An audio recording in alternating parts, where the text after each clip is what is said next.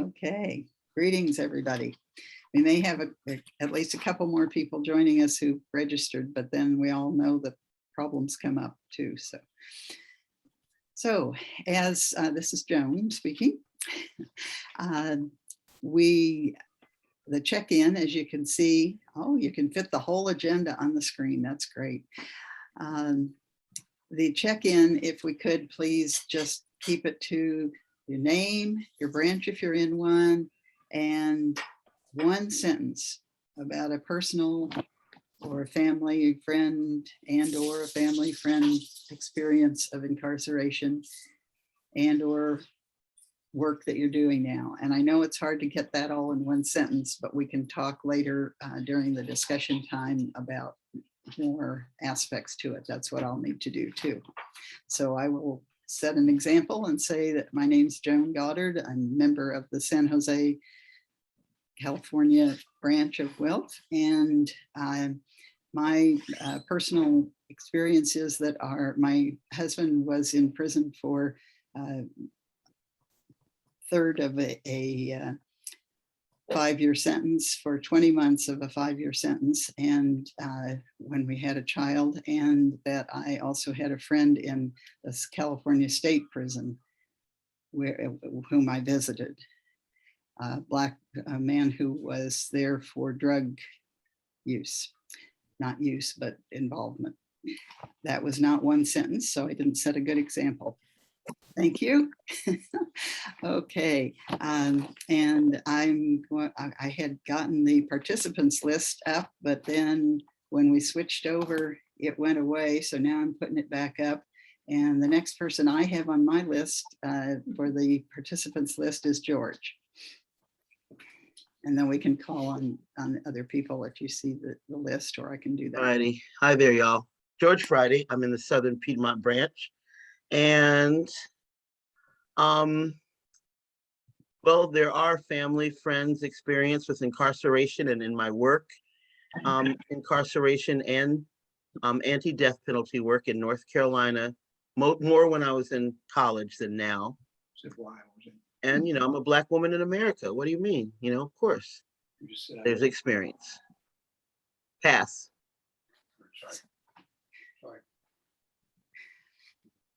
Okay, Betty, you're the next person on my list. Okay. Good morning, everyone, or afternoon for some. Yeah, I'm Betty Trainer with the San Francisco branch of Wilf. And I do not have any personal experience of family or close friends that had been in prison, but no more, acquaintances, because I do volunteer work in the Tenderloin. So that's all. Cool. Teresa, you're next on the list. Thank you, Joan. Teresa Alamine, the Fannie Lou Hamer branch in Columbus, Georgia. I had 2 brothers who are now deceased. One who, as a young man, got addicted to heroin. So he was in and out of prison all of his life and ended up dying in a prison hospital at age 39. My brother, David Arnold Shaw Presente. I spent the last few hours with 2 Fannie Lou Hamer branch members who helped me get my place all straight and neat. And so I'm feeling real good, even though I'm rushing and I'm in my car. But I'm feeling real good that I'll go into a clean house with a newly made up bed, and I'm gonna sleep well tonight, hopefully. Thank you. Cool.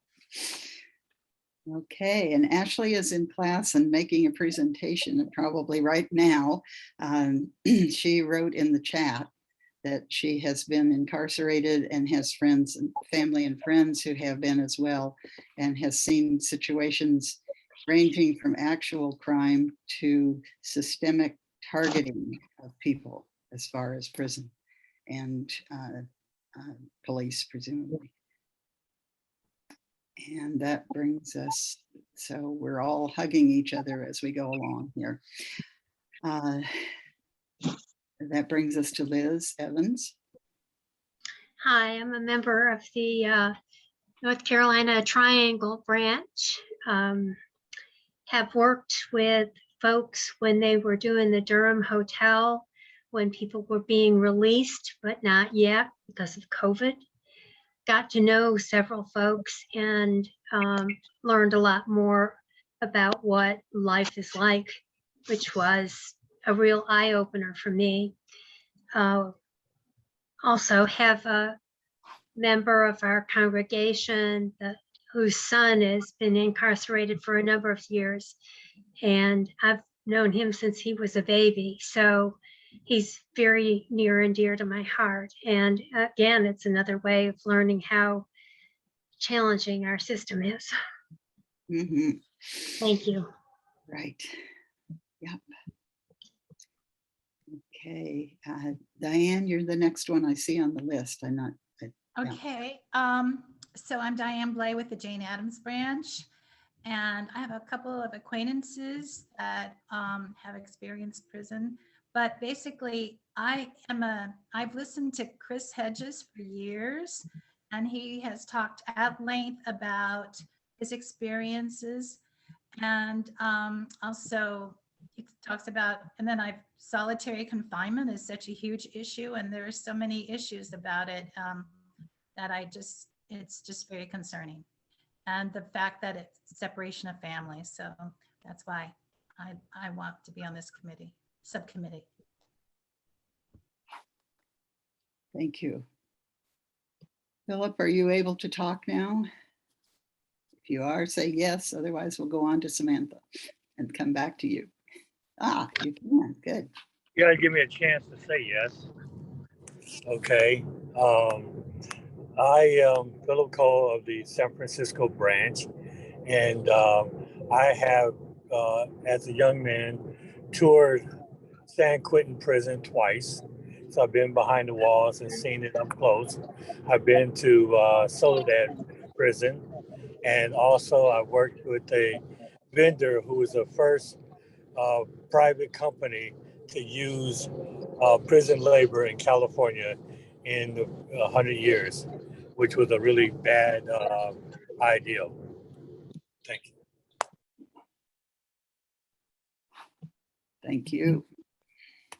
Samantha, I think you're the last one of those of us who are here now.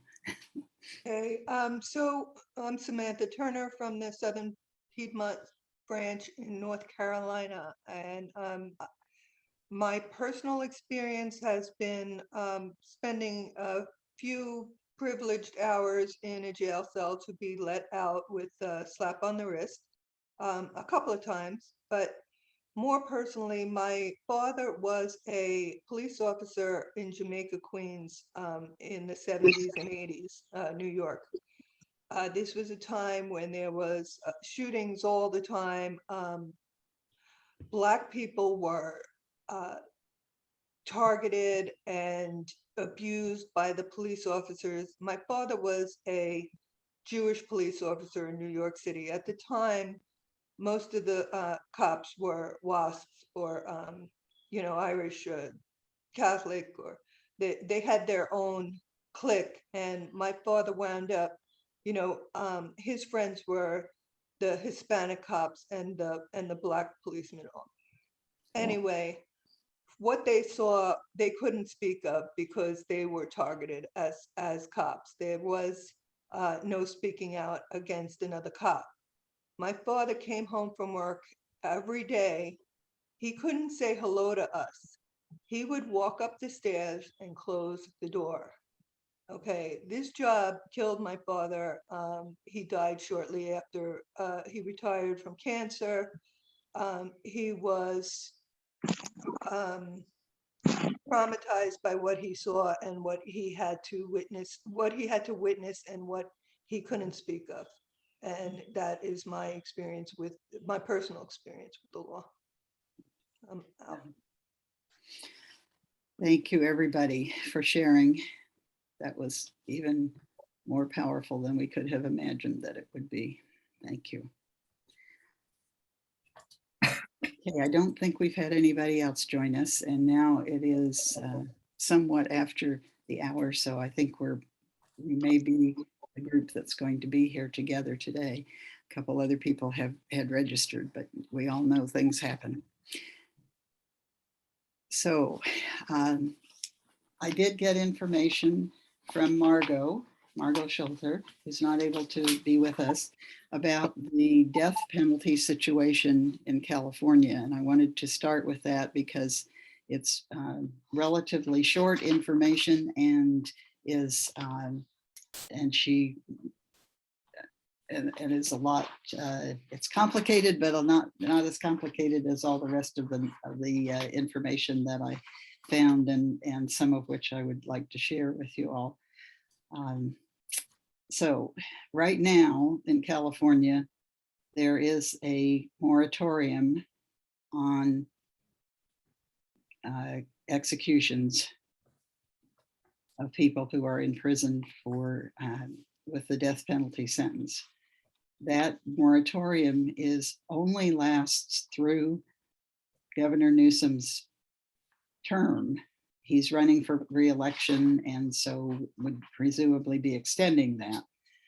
But the legal situation ongoing is that a voter initiative would be needed to stop having the death penalty as a possibility in California, because it was established that there is a death penalty, or they called it a murder penalty, in 1978. Proposition 8 was passed by the public voters in California. And Margot didn't say what the situation was before 1978, but I suspect that it was that it was not as difficult to change it, would not have been as difficult to change it as was made necessary by having a proposition that the voters passed. And so since 1978, there have been 2 attempts to change that voted upon proposition, the law. But unfortunately, even though the polls indicated that people would be voting for those propositions in 2012 and 2016, they did not pass. So what we have now is the law from 1978, which established the death penalty.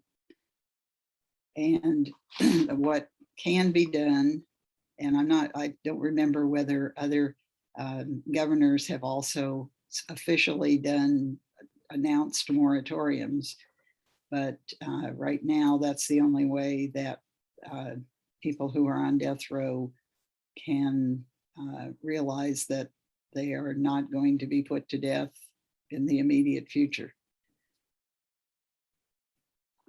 So let's see if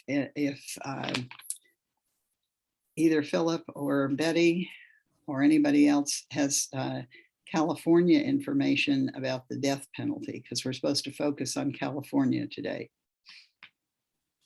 If you do, No, I don't. say I don't have anything new, no. Okay. I explained to a couple people who were on. Oh, I go will ahead. speak Oh, good, Philip. and say that, California is ahead of the curve, of course, being a progressive state. But I would like to bring to the attention of people that the state of Oklahoma is scheduling 24 executions over the next 24 months. And I think that that's pretty frightening. Yes, right. Yeah. Thank you, Philip. Okay.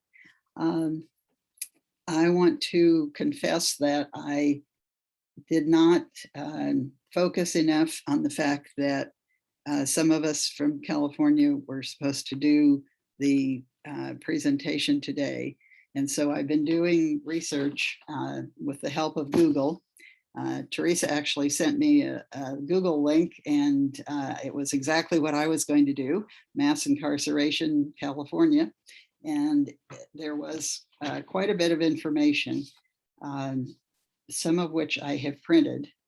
And I was able to get it somewhat organized, but this is not a polished or whatever presentation. So I'm going to read some things and note some things, and then we'll have some discussion after I go through this, because I guess it's just as with so many situations where there are things that people know and would fit in well during the speaker's presentation. But if you can just make a note to remind yourself to talk about those things afterwards.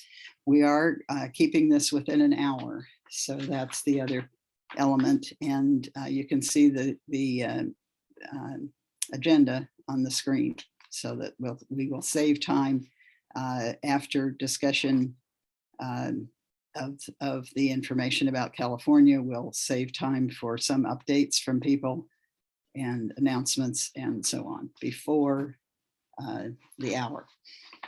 And unfortunately, I don't have something that shows me what time it is, but I'll see what I can do to get through some of this quickly. So, mass incarceration in the United States is a civil rights issue. Many argue that incarceration dehumanizes poor people and minorities.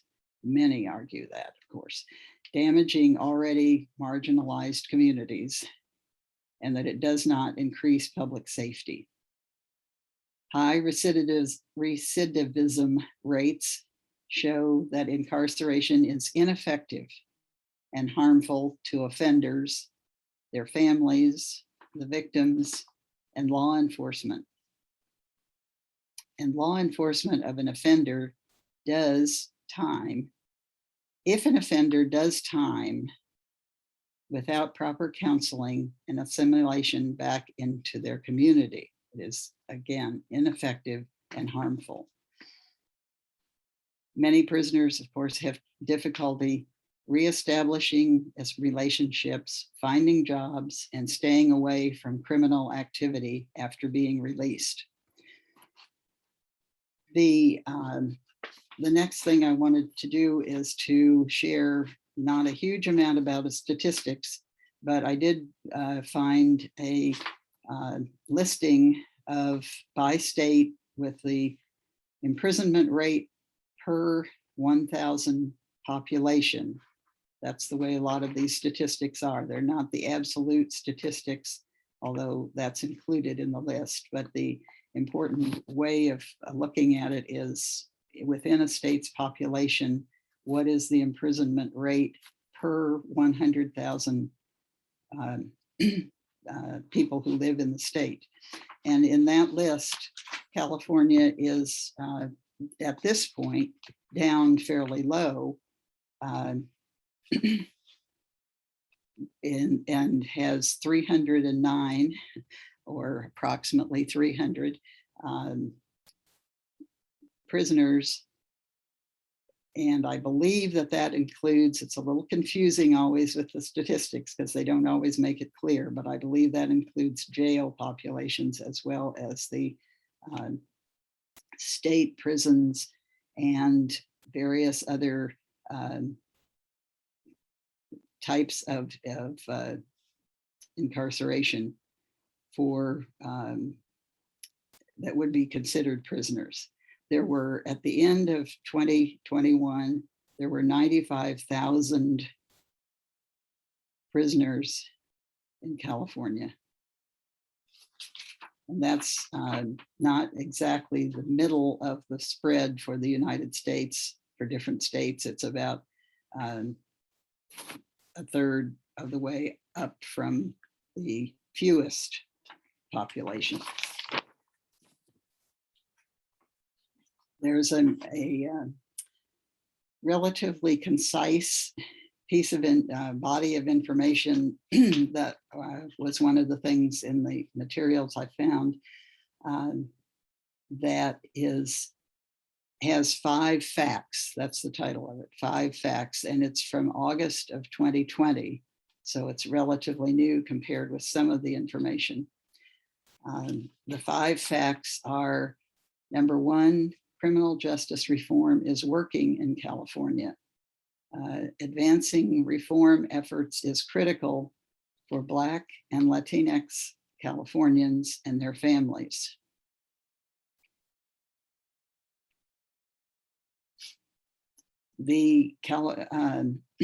California has, over the decades, been having different policies and reconsidering the tough on crime approach, especially about a little over a decade ago, when prison overcrowding reached crisis proportions, and the state faced lawsuits filed on behalf of incarcerated adults.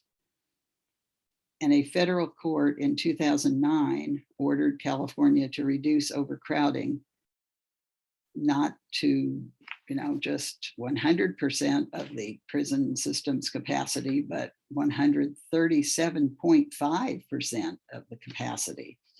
And that's an order that remains in effect today. State level reforms enacted into law through voter approval of ballot propositions, several ballot propositions, as well as through legislative action, have focused on reducing incarceration, promoting more effective pathways to rehabilitation, and addressing the disparate impacts of criminal justice policies on people of color, particularly Black and Latinx communities. With these reforms, both the prison population and crime rates are down substantially, showing that California's efforts to reduce mass incarceration, while far from complete, are working. So to summarize, the number of adults incarcerated in California has declined substantially.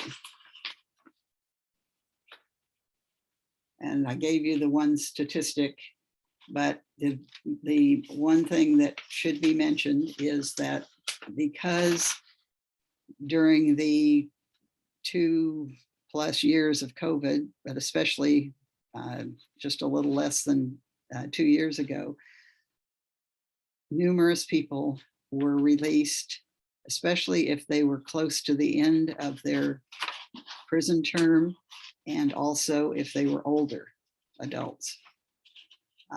Many people were released in response to the COVID pandemic. The number of adults incarcerated by June 20,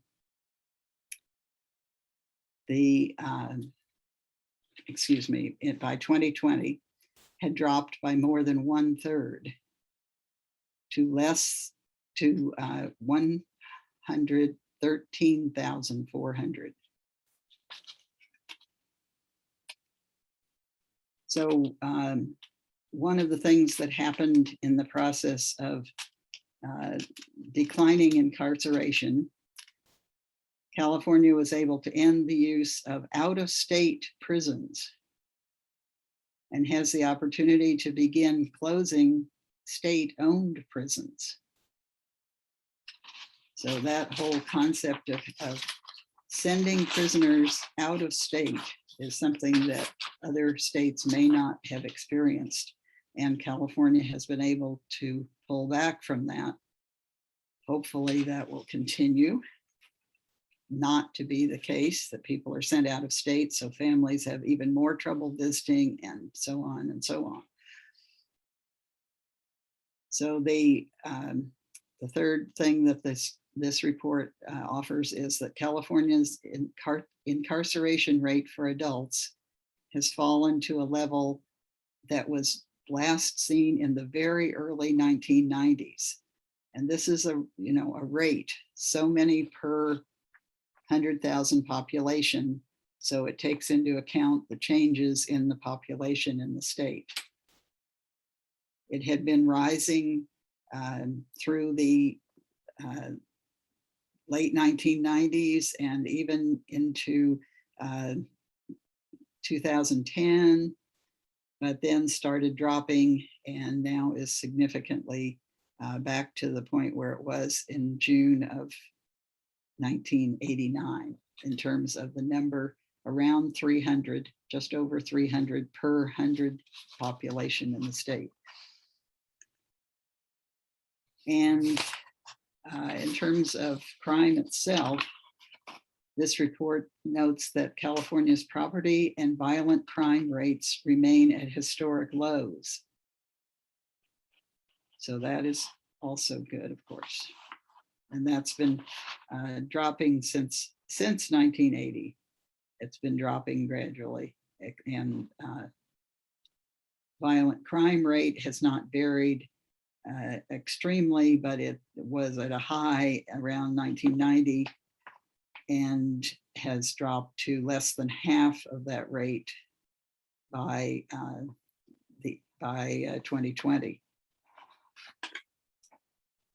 And the last thing in this report is California's incarceration rate and crime rates are all down substantially since the mid 2000s, excuse me, details. Looking at around 2005, and which was the recent high level within the 2000s, and now is down considerably. So it's not just that people are being released from prison for because of COVID, et cetera, and directives from courts and so on, but also that the crime rate itself has gone down. There's some more information about, let's see, about the, okay.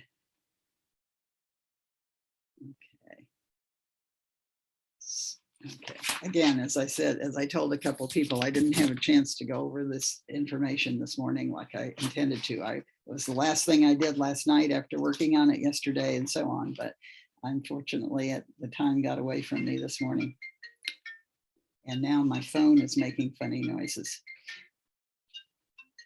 So I guess I better be sure it's not one of you calling to, no. Okay. Okay.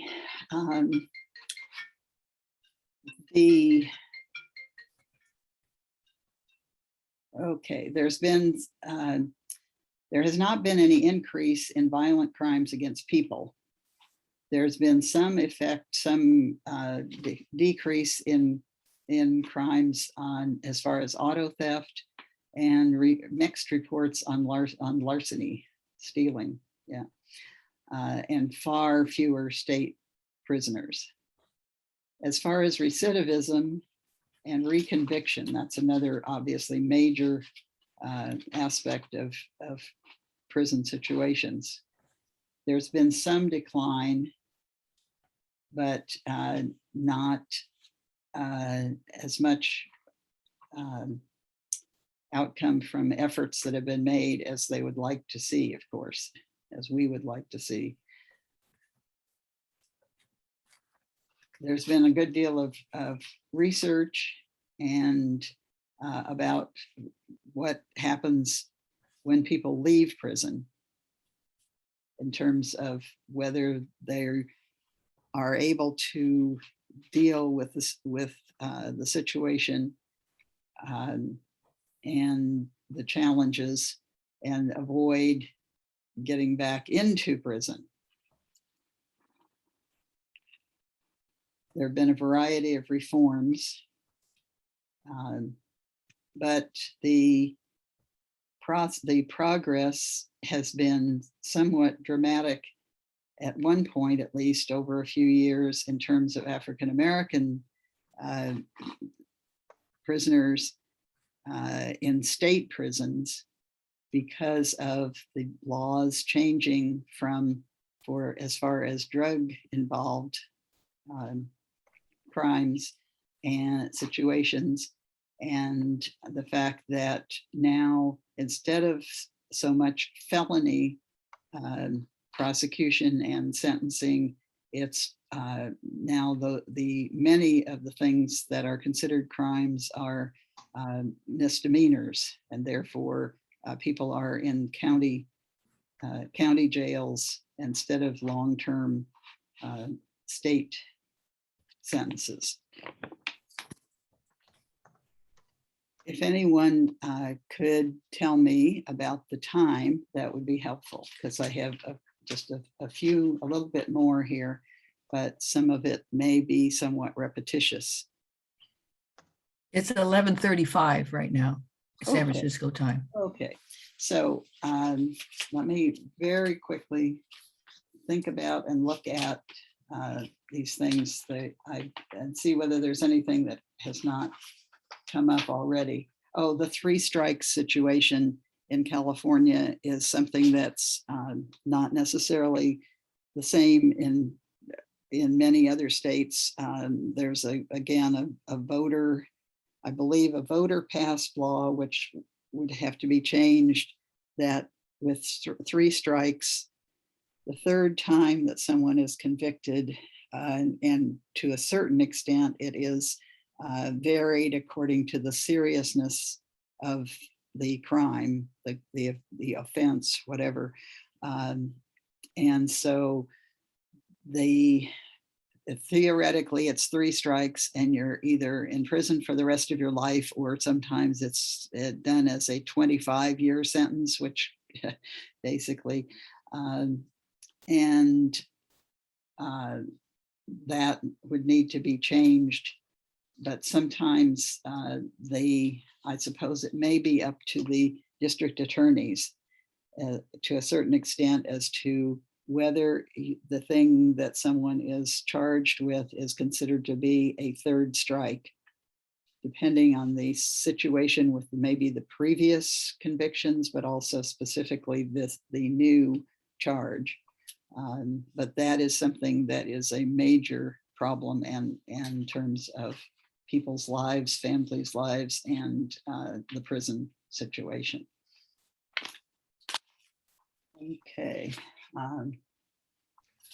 Dear Joan, Yes, Lisa. I think we should probably move the Yes. agenda since we have Yes. less than half an hour. That's precisely where I was getting to. Yes, okay. I have lots of other pieces of paper here, but I think most of them are repetitious. And so let's get to some discussion. Thanks, Teresa. And if others have information to share as far as California at this point, we'll focus on California and then get to more general updates from people later, before long.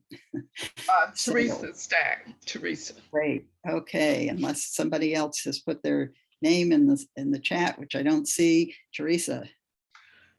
Well, I do want to say that our main purpose as a subcommittee to look at mass incarceration and the death penalty state by state is, what are we going to do about it?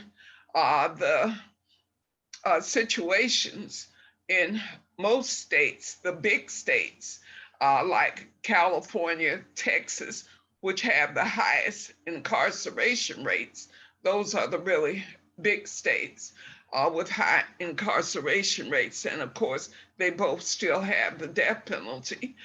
Georgia has the death penalty.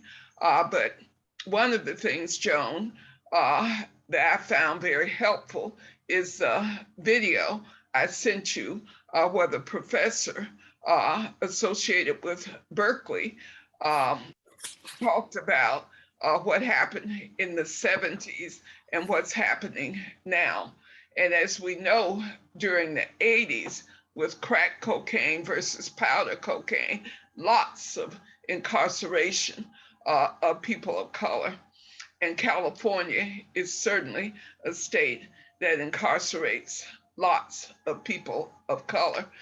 So in terms of a plan for working with organizations in California, and I found there are quite a few that are working on the death penalty and mass incarceration. So I hope that you and Betty and Philip can move to the what are we gonna do about it phase for California. Thank you.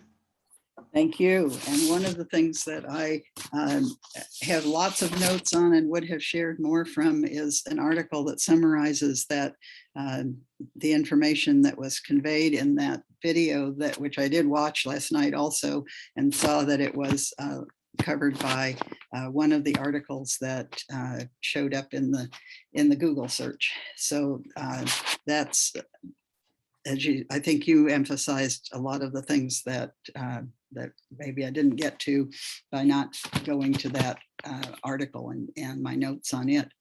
So, Betty's hand is up. Betty, great. Yeah, hi. Yeah, I watched the video and I that Teresa referred to, and I definitely recommend it. Some of it is more general too. It would apply to other states and besides specifically California. And even though there have been improvements in California, in fact, he said, the speaker, Stephen Raphael, said we went from being 15th to 32nd in the United States as far as incarceration. But definitely the question, has California ended mass incarceration? He was asked at the end, because that was the title of his presentation, and he obviously said no. And he did bring up some alternatives that are ongoing in California that could be maybe used in other states that we should encourage, such as specialty courts. He mentioned drug courts, behavioral health courts, veterans courts, where there's maybe more of a therapeutic approach and rather than sentencing. There's also a youth court for 18 to 25-year-olds in some places. And again, this depends on often on the DAs. And he was asked about how helpful progressive prosecutors are in the effort. And so he actually gave example there more in New York rather than here in California, but we definitely know there are some progressive, although in San Francisco in particular, our progressive DA, you may have heard in the news, was recalled just within the last few months. So this is a big deal here in San Francisco. And our mayor just appointed a new DA, and she is definitely going to be tough on crime. And she is a woman of color. And our mayor is an African-American woman, as you might know, London Breed, whose sister died of overdose and her brother is in prison. So, I mean, she has direct experience. And yet, for reasons of pressure, et cetera, she tends toward tough on crime, although not entirely. And so, you know, there's a lot of issues come up around these things that are just so much more complicated. You know, to be honest, what I had told Joan I wasn't going to attend today because I was busy with other things. And but I mean, it was like something was just thrown at me yesterday morning in our obituary section of our paper. The top story was about this man named Paul Red, African-American man in prison for 44 years for a crime he says he did not commit. He was finally released a little early because of good behavior, and he died of COVID within 2 years. He was a person who was working in prison not only to help his own release, but also other prisoners. And when he got out, he was continuing to do that. And it's just, you know, it's one example, but to me, it represents a lot of people that are in prison. And then he dies so soon after his release. And so it just, you know, brought it home to me even more after, you know, reading about his life in the obituary column, unfortunately. Yeah, thank you. you. So that's all I have to say. Betty. Yeah. Thank you very much. Overwhelming, isn't it? Boy. Okay, is there anyone else who has their hand up? I don't see anybody else's hand in the participants list, and I know our time is fairly short. So one of the things we can do is to share some of the things that Betty and Teresa and I have mentioned in terms of resources too, so that you can look at them. And some of them are, as Betty and Teresa said, go back to 1970s, and they don't review it decade by decade, but it does have some older information as well as not just new information. So is there anyone else who would like to contribute to the discussion at this point, so that, because our time is limited and we want to get from other committee member updates, other topics, so on. Teresa? Yes, Joan, I would suggest that we move to the next item on the agenda, which is updates from members, since we only have about 15 minutes left.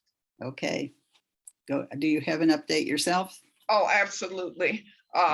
In Georgia, we have coming up in January, the Ebenezer Baptist Church, where Senator Raphael Warnock is still the senior pastor. We're working with the executive pastor there on this amazing conference that the last time it was done in 2019, there were over 1,000 people, and they were from every state, I mean, including the far north of Vermont, etc. And in Columbus, Georgia, we're doing an expungement event on August 27 with the Interdenominational Ministerial Alliance, which is a collaborative of Black churches here. And so the DA is expected to participate so people can get their records cleared, and they can have less problems with employment issues. And then, of course, in December, the Fannie Lou Hamer Branch Human Rights Conference, second annual, will be having a special workshop from 11 a.m. to 2 p.m. Eastern, which will be live streamed on Facebook, hopefully to the Wealth Channel, as well as to the Southern Anti-Racism Network group. And we'll be having quite a few speakers and others to talk about ending mass incarceration and the death penalty. It's a collaboration with several organizations. Sorry to be talking so long, but I'm really excited about how we're moving forward here in Georgia, because there hasn't been much work done on the death penalty in years. And now quite a few groups have decided that we want to push forward to end the death penalty in Georgia. Thank you. Thank you. Okay, and who else would like to share? Yes. This is Samantha. I'll share from Charlotte. I don't know how to do that, So- and I'll ask George to do it. Okay, thanks. I'm sorry, just one moment, please. Philip just called and said he's having trouble getting back into the meeting. George, can you help him? I don't have any idea how to do that. I admitted him a bit ago. You don't see him? He just called this minute and said, please let me back in the meeting. And I don't see him on the list. Well, when he gets in the waiting room, we'll let him in. Okay, okay, great. There we go. Admit.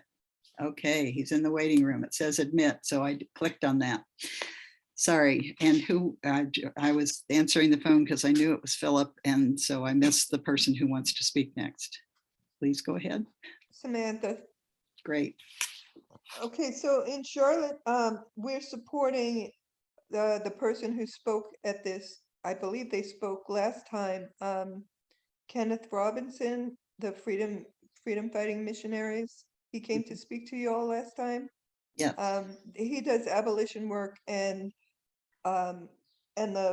he works with Jennifer Volmer of the Charlotte Black People's Community Justice Center for court support and abolition work. And we have volunteers and we help them out with that. as far as that work, I'm not doing anything directly related to that, but we are in another group I'm with, working with the sheriff's department to reopen, to actually get a bill to reopen and analyze deaths in custody. We have a real big problem in Mecklenburg County, and we do have a death in custody recording act that is not being enforced. So these cases need justice, and it's happening more and more and more and more. Ooh, So yeah, so we're that's what we're working on immediately here. great. Okay, is there anyone else who'd like to share? I know the time is going quickly, but it's great to hear from people. And if not, then do we have any, George, you have lots of information, lots of green mark and so on by your name here. Did you want to, I don't know what that means. I'm good. I don't know what it means either. Great. Wow. Okay, so I guess we're at the point where we ask if there are announcements. And Teresa obviously made some announcements, wonderful announcements during her sharing already. So we have had some announcements, but if there are not others, then we can look at the next meeting information, which is the second Monday of August. And Robin Lloyd was not able to be on the call today because she was traveling, I believe it was. But I think Teresa, you've heard from her that, or someone has heard from her that she is definitely planning to share with us information from Vermont in August. We can check back with her, but there's a wonderful woman who goes in the prisons, who's in Vermont, and she has these programs. So part of what happens in New England is a bit more advanced than most places, like in Rhode Island. I think they have the highest reduction in incarceration rates. And they do pay the workers, the prisoners who have gone on strike there. So she may have some more good news like that. And because both states are non-death penalty states, she will probably tell us how that came to be. That Vermont is a non-death penalty state, along with Massachusetts, and I'm pretty sure Rhode Island. So when you look at New England, next month is going to be the good news month. And so Robin will certainly be facilitating the meeting next month. And I just want to say to everyone, this rotation around, it gives people a chance to practice their skills at facilitating, as well as us getting to focus on what are we going to do about it, so you know what's happening in your state. And we've already done that for Georgia, North Carolina, and now California. So I'm hoping that we will be able to do Vermont and find someone from Massachusetts, because it would be great to have some good news. And in New England, I think that's one of the more progressive areas. Cool. Okay. And I'm just checking. Look at that. It's 6 minutes till noon. Does anyone have anything that you want to share now that we're through the agenda? Or are we ready to say so long for now? And if you all have a minute, I have a question I'd like to ask. It has nothing directly to do with EMIDP, but Joan and Teresa and George, I definitely need some guidance here. You know, the Poor People's Campaign, the circle I'm a co-chair in is having a North Carolina postcarding campaign, and we have to recruit writers for postcards as well as hopefully some donations. And I wanted to ask if it would be okay to put that out to the listserv. To the Advancing Human Rights listserv. Yeah. Yeah, we don't have any policy discussions that I remember about that from when I was the temporary convener. And does anybody else have any memory of any concerns about something like that? It sounds good to me.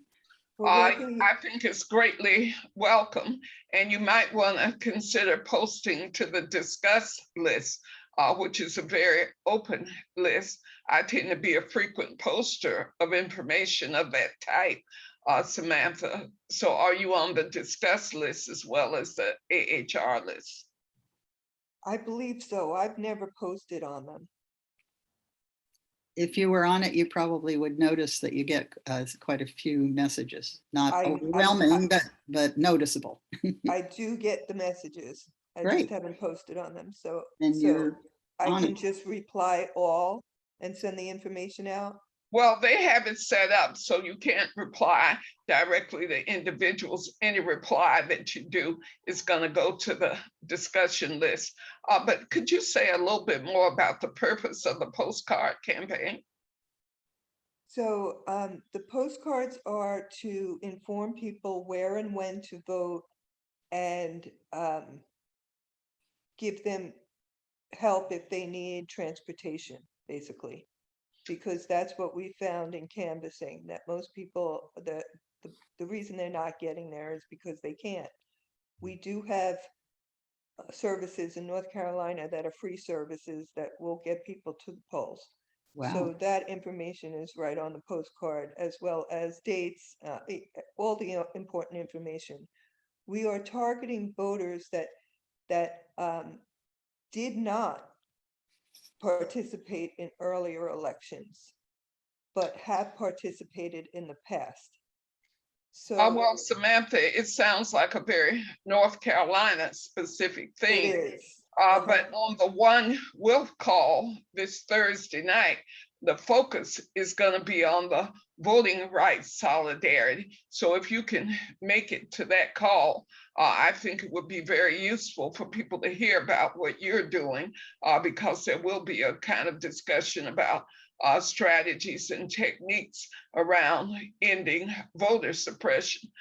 And Ashley has put together this amazing toolkit. So I think it would probably be worth your while to be at the meeting on Thursday night for the one Wolf call. Okay. And we'll let Ashley know, since she's no longer on the call today right now, that that you will probably be there, I hope. Does that sound possible, Samantha? Which night is this? Thursday, the 14th. It's the one Wilf call. Do you get the notices about it? I do. Let me just check my Okay, calendar. in that case, we won't need to send it to you then. Great. So Good on you. is that it, Madam Yeah, Jones? I think I can get it. I think I can get there. Great. Okay. Cool. Thank you. Okay, does anybody else have one short last minute thing? If not, we'll say thank you very much. And again, apologies for my not having a more together presentation. Thank you. Joan, stop it. Your presentation was in detail and excellent. Oh, okay. And it was a good discussion with Betty, Yes. backing up with information. Yes. So it was a lot more than I expected. It sounded like you worked pretty hard on it. Yep. So the recording will go out when it's ready, so everybody can know a lot more about California. Thank you so much for facilitating, Joan. Thank you. You. Bye, everybody. Bye. Thanks, Bye. George.